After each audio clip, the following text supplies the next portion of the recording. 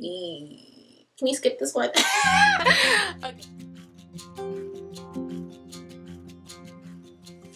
Hi guys, and welcome back to my channel. It's Belle. We're doing the controversial parenting tag. This is a tag, but honestly no one tagged me because I'm irrelevant. And I'm not tagging anyone else because I don't know any other moms. So, potato. Fun fact, this was the first mommy type video I ever watched, and it was the first one I wanted to do on my channel, but I didn't do it because of the content of it. It's very, as it said, controversial. So I was kind of nervous to do it, but we gotta be honest, everyone has their own opinions, everyone parents differently. So I decided, let me just go ahead and do it. As I said, there's some sensitive topics. Everyone's gonna have their own opinion.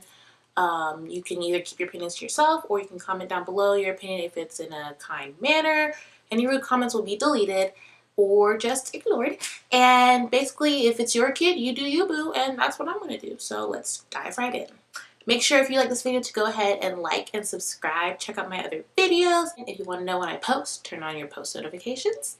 And yeah, without further ado, let's get into the very first question. The first question, we're going in full force. This is probably the most cringy, one of the most cringy questions on here. First question, pro-life or pro-choice? Can we skip this one? Okay, so personally for me, I don't want to sound stupid, but like I don't even know. In my mind and in my heart, it's telling me pro-life because I love my son, I love babies. I think everyone deserves that chance to live, everything like that.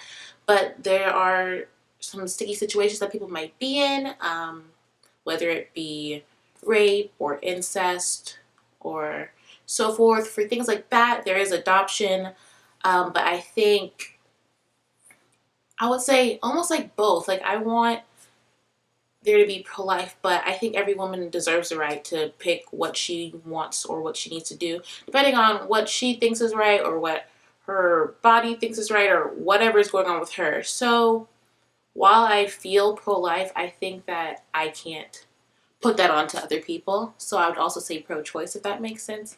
I think it just depends on situations and the person, because I can't speak for every woman.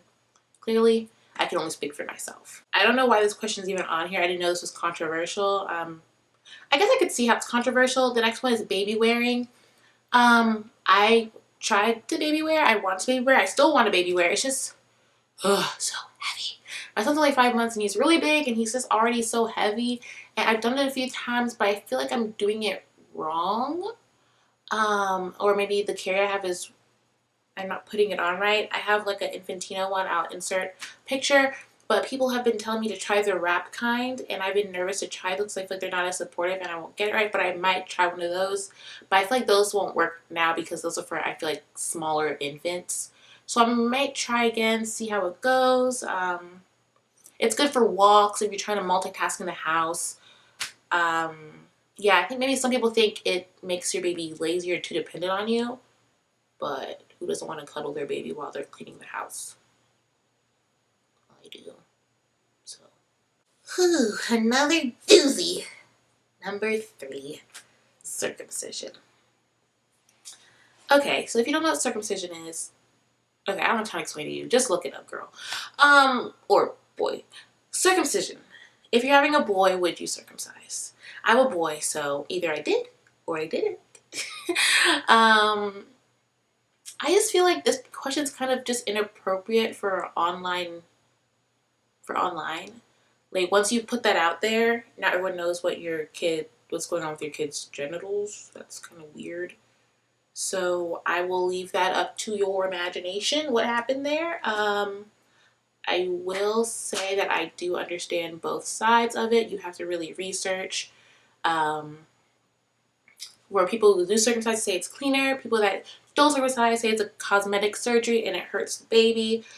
So basically it's up to the parents. Lots of times the moms let the dads decide depending on what they have going on.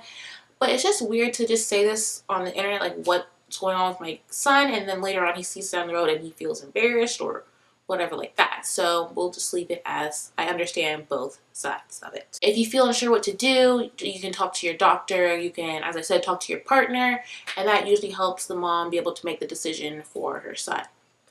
Too bad we can't all have girls. Next question is adoption. I mentioned it a little bit earlier with the ProLife, ProChoice. Personally with me, if I was having a baby, I could not and I would not be able to give my baby up for adoption. It would probably drive me insane for the rest of my life, trying to figure out what's going on with your child and so forth, so forth. But I do understand that it is important for some women who who don't want to keep their child, can't keep their child. That's a very important resource, and it's also helpful to parents that can't have kids. So I'm glad that they can do that. I just know personally for me, I could not give my kid up for adoption. What I would like to do, I might like to adopt or foster in the future. I would love to help a child out, stuff like that. So yeah, I am for adoption. I just personally couldn't go through it with myself. If I did go through it, I would just feel, you know, when you get older, you want to see what happened to your kid. I would feel regret, and I would feel like, I want you back, but I can't have you back. So I would want to take my kid away from the parents that were raising them. I got on lip gloss, and man, my lips are sticky. My lip gloss is popping. My lip gloss is cool. All the boys keep what boys?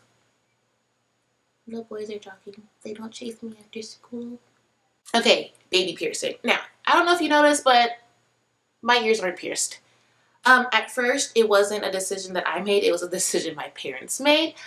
But as I grew up, around 18, I asked my mom if I could get my ears pierced. She said no, again. But then my little sister, she got her ears pierced, and I mean, that kind of gives me the open gate to go ahead and get mine pierced, but I'm just at the point in my life where I don't really care about that anymore. It doesn't faze me. I don't really feel like I'm missing out on anything. People think it's weird that my ears aren't pierced. As far as baby piercing, I'm not a huge fan of it. I mean, in the moment, it just happens in a moment and then it's over if you think about it. But you don't know if your kid wants earrings. You don't know if they want their ears pierced. You don't know what's going on. So in my opinion, I would feel like if you have a girl, maybe if a boy he wants one pierced or whatever he's got going on, I'll just wait till they say, Mommy, Daddy, can I get my ears pierced? And then that can go ahead and happen. As a baby, I feel like, what's the sense? Like, they already have all these cute clothes, all these cute shoes, all these cute accessories. They don't need earrings. It's not a big deal who they started to stunt on. All the other babies at daycare? Like, okay. So I think just wait till your kid's aware of what having pierced ears is and what it entails, and that they want to take on that responsibility and they want to go ahead and add that extra accessory. Then they can go ahead and do that if the parent gives permission. Okay, next is breast milk versus formula. If you see my breastfeeding video, you know more about this in terms of me. I will link that video down below or put an iCard. Right now, Liam gets mostly formula, but I wanted to breastfeed, so I would say I'm for both. My philosophy is, not breast is best, but fed is best. So whatever you as a mom can do to feed your kid, I'm all for that. I would say first route for me was breastfeeding because I want my son to have as much as he can, and then formula was a back burner thing. It wasn't something I was necessarily excited about, but it was something I had to do. So I would say I'm mostly for breastfeeding, but I could go either way because obviously now he's getting mostly formula. Next is spanking. Okay. I got spanked a lot. So, yeah. Spanking. I would not want to spank my kid. I feel like it sounds awkward in my head. Not like abuse. Lots of people say it's abuse, but I feel like that's just OD. Like, you're going too far. But like smacking them around, it just sounds uncomfortable. So I would rather not. But if I have to put a little licking, I will. But I would rather yell or argue. But even before that, I'd like to sit down and talk through stuff and just administer punishments or stuff like that. I feel like punishments are way more effective than spanking. Spanking is just like a one-time thing, a one-time moment, I feel like, and it just makes your kid think like, ow, you hurt me. Me no like you. So I would just rather just sit down, have a conversation, be open, and just administer, as I said, punishments or consequences, stuff like that. I feel like it doesn't have to get to the point of spanking if you are able to communicate with your child. So I will try from now I'm trying to build up a good communication with him. He's only 5 months, but just so when we do get to a conflict area, we can easily diffuse the situation. Ooh, yes, co-sleeping. Yes, I co-sleep. It's the best thing ever. It's very controversial, and you wanna know what I have to say about that? I don't care. I like to cuddle, I like to snuggle, and I want to do it with my little bunny. So yeah, I just snuggle with my little cuddle bunny, and oh my goodness, he's 6 months. I mean, almost 6 months, and it's time for him to go in his crib. He could have gone before, but it's like, it's just so weird when you sleep with someone for so long and then they just leave you. So yeah, I'm trying to transition him to his crib. If you want a video on how I co-sleep, so I feel safe and how I do it in a safe way, comment down below and I can make a video on that, a co-sleeping like routine kind of thing. I've never seen anything like that, so I don't know if it's a thing. I could do a transferring baby to crib video or a sleep routine or sleep training video, whatever. Comment down below what you want. So yeah, I co-sleep, but I'm in the process of switching him to his crib. I already got it all set up right there. I'm looking at it. It's all set up. I just gotta get my baby monitor, and then I guess he's ready to graduate from mommy's bed.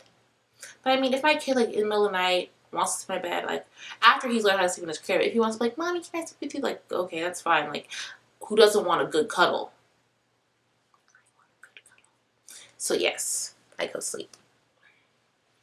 Ooh, I'm crisscross applesauce, and my foot is asleep. Wake up. This little piggy needs to wake up. This little pig needs to wake up. This big piggy needs to wake up. Okay, let's get back to it. All right. Next question is homeschool versus public school. Oh, sorry. I'm looking at my notebooks. I can't even remember. Okay.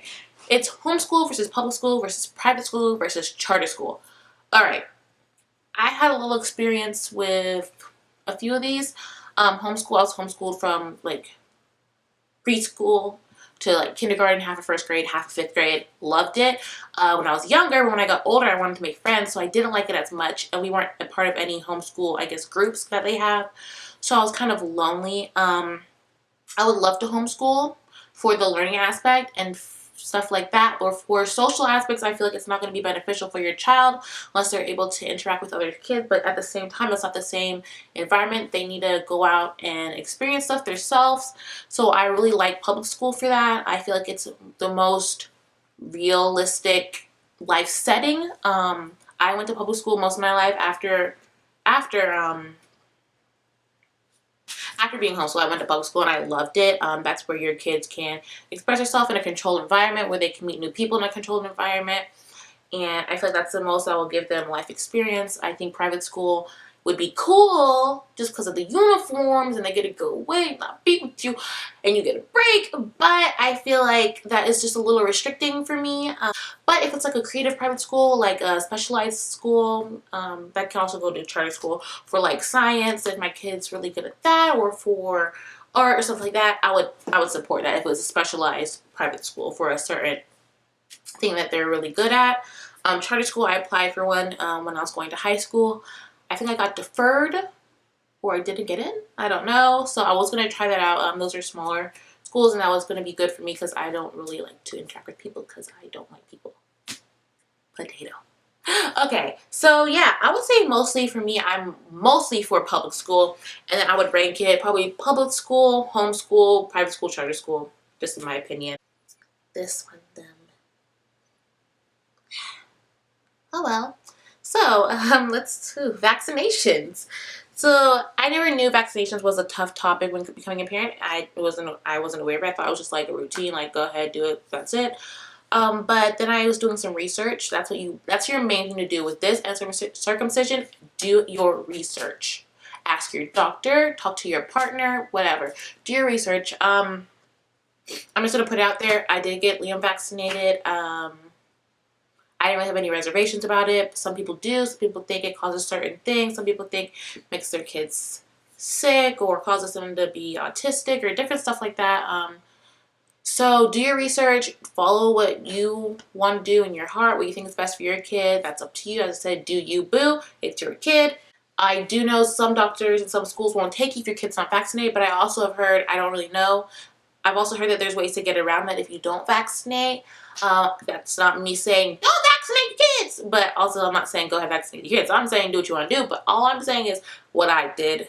I vaccinated Liam. So yeah, when he gets his shots, he's really good. He cries for like 0.2 seconds and then he's over it completely. So it's not that bad.